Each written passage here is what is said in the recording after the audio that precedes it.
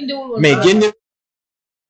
waay parce que booy enquête wala ngay nanga ba ngay enquête à charge et à décharge. waay yow dem nañu fee commissaire Adramé Sarr. wane na ne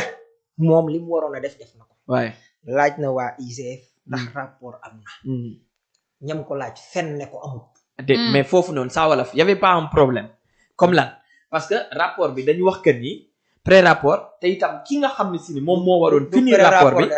waaw même bu dee rapport ki waroon finir rapport bi yàlla da koo jël. donc rapport bi pare ñu woon. non non loolu la ñu layoon dañ doon fenn.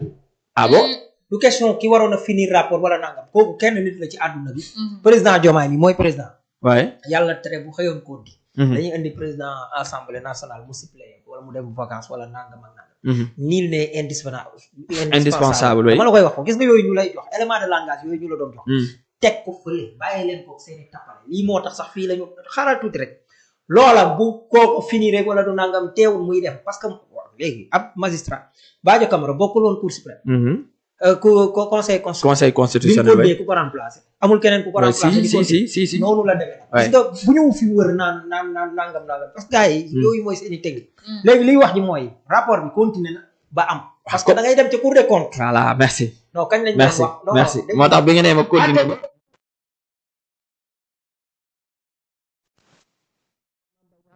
ak Ousmane Sonko 2023. 2018 fekk na rapport bi pare. xam nga fooy xame dama ne la rapport bi 2017 la lañ tàmbali ba mu 2018 mu pare. 2018 dama lay wax ne fekk na rapport bi pare. li tax mooy da ngay dem ci rapport Cour des comptes bi ñu koy laaj da ne ñoom mësuñoo def rapport ci bi Prodac tàmbali ba léegi Prodac kañ la 2014. waaye am na benn kuréel bu ñuy wax IGF defoon na ci rapport nangam ak nangam. ma nga ci biir. maanaam fi ne nii xoolal. waxi mag dem na nañ taali bagg war mbaam maanaam jamono bi fuñ jaar déet ça reste parce que nañu xaar cour suprême ba xam dama da koy recevoir dafay accepter ou pas waa léegi dama lay wax ne la brandir naa rapport baa ngi gars yi ba ko jumee nee nañ affaire yi amul sax ñuy wax rapport loolu kum neex te suru loolu sax waaw soxna si yow fii ñu nekk yow ñeme nga maa delloo naan jour bi Ousmane Sonko te suru loolu sax jour ba Ousmane Sonko di wax la fi ñu toll nii lañ war a wax mais su dul loolu est-ce que tey jii nii lii yëpp Sonko tegu ko boppam ndax par exemple ba mu xamee ni amul Sonko kay li ko dal yëpp moo ko teg boppam waaw loolu parce que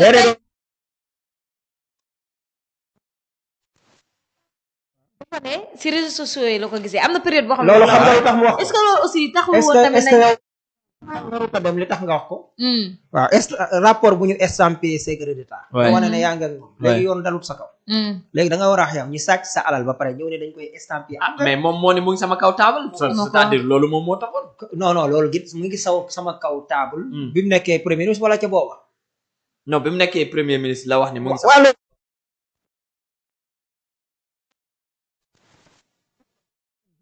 da doon dem ak nit ñi ba fuñ mën a yem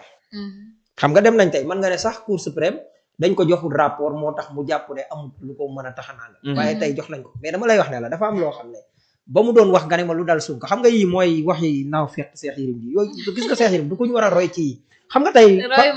non waaw non xam naa royoo ko dama ci attirer sa attention xam nga tey Ousmane Sonko li ko dal moo ko teg boppam parce que dañoo jàpp ne dañoo nekk ci askan wu doyee di askan woo xam ne mën nga sàcc seen ay milliards mën nga jël seen ay 29 milliards war a def 300 et quelques mille emplois yoo xam ne nii bu boobaa am na gone yoo xam ne dinañ dugg ci mbëkk mi du nit taxaw ne fii ab soi-disant oustaz taxaw ne ku mën a dem na nga dem réew mi dara neew fi parce que Diop Lambaye njëkkee wax jooju te pourtant kenn waxul dara mais kooku tamit bu xamadee na mais kon kay nañu bloqué leen non xam nga man dama bëgg xam nga man li may wax laa bëgg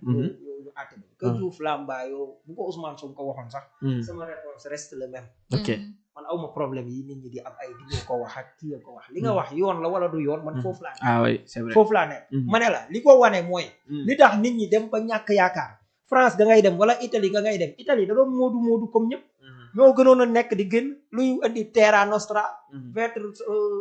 retourner wala tey nga ne retourne vers agriculture wala suñu suuf wala nangam ak yooyu dema dem foo xam ne ci ay xeer la nga fexee transformé ko ba muy bay Israël nga nële Israël ci boppam gii nga xam ne bi ñuy paree de seen expertise lañ andi muy Green 2000 ñoom ci boppam ay xeer lañu am ak leneen fexe nañ ba transformé ko ba lépp di fa def bay bépp kullu fruit di foofu nekk rawatina Sénégal gi nga xam ne yàlla mi ngi ko may aw naaj may ko suuf terre arable suuf su yaatu dina béy ak yooyu may ko ay produits halieutiques ñu jël lu toll ni 29 milliards wala lu ko ëpp def ko pour 300 et quelques mille emplois am